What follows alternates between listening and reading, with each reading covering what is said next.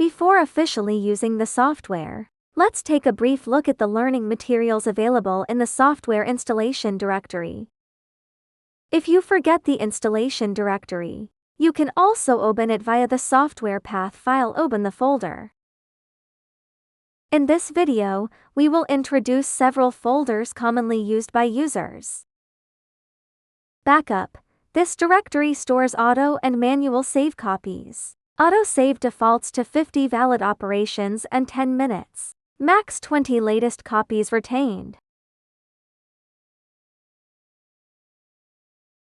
You can adjust the auto save rules via the software menu bar file settings. Customize the software preferences as you like. Note that enabling dump files may occupy system drive space.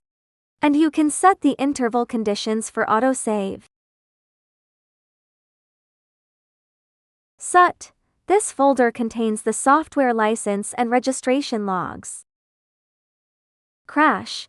This folder stores dump files generated after the software crashes unexpectedly, which need to be manually enabled via file settings. Data. It is recommended that users store all modeling files in this folder. The default save location for TESS files is also this directory.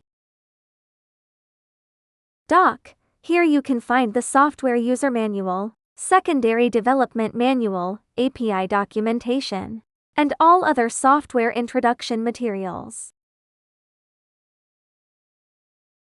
Example. The software comes with 17 categories, totaling 87 simulation cases that users can run and study. For a more detailed introduction, please refer to Chapter 2 of the user manual.